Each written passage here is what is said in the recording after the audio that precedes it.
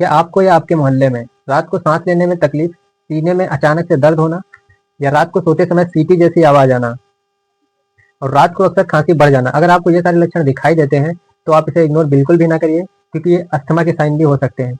आइए जानते हैं कि ये अस्थमा क्या होता है। हेलो दोस्तों, कैसे हैं सभी लोग? आशा करते हैं आप लोग स्वस्थ और मस्त होंगे। क्या आपको या आपके मोहल्ले में रात को सांस लेने में तकलीफ, सीने में अचानक से दर्द होना या रात को सोते समय सीटी जैसी आवाज आना और रात को अक्सर खांसी बढ़ जाना? अगर आपको ये सारे लक्षण दिखाई देते हैं तो आप इसे इग्नोर बिल्कुल भी ना करिए, क्योंकि ये अस्थमा के साइन भी हो सकते हैं। आइए जानते हैं कि ये अस्थमा क्या होता है। अस्थमा एक क्रोनिक इन्फ्लामेटरी डिजीज होती है जो हमारे लंग से रिलेटेड होती है।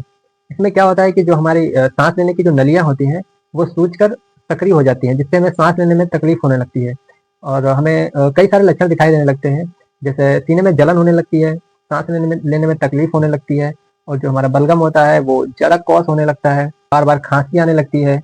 अगर ये बहुत लंबे समय से है तो खांसी में ब्लड भी आना शुरू हो जाता है, जिसे हम लोग अस्थमा अटैक कहते हैं। अस्थमा होने के कारण कौन कौन से हैं? पहली बात तो आप ये जान लीजिए कि जो अस्थमा होता है वो बैक्टीरिया की तरह फैलता नहीं है, क्योंकि हर एक व्यक्ति को अस्थमा होना उसके अलग अलग कारण होते हैं। अगर आपको अस्थमा हुआ है तो आपका अलग ट्रिगर होगा, अगर किसी दूसरे व्यक्ति को हुआ है तो उसका कारण अलग होगा। आइए जानते हैं इसके कॉमन कारण कौन कौन से हैं। जैसे कि धुआं हो गया, प्रदूषण हो गया,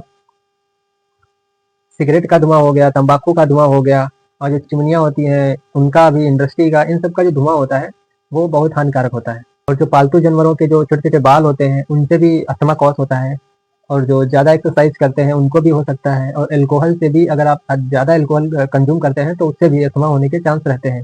अस्थमा हर एक व्यक्ति को अलग अलग कारणों से होता है। दोस्तों, अगली वीडियो में हम लोग जानेंगे अस्थमा के ट्रीटमेंट के बारे में और अस्थमा के बचाव के बारे में। अगर आपको अस्थमा हो गया है तो आप क्या करें, इसके लिए आपको नेक्स्ट पार्ट देखना पड़ेगा, जिसकी लिंक मैं अपनी बायो में दे दूंगा।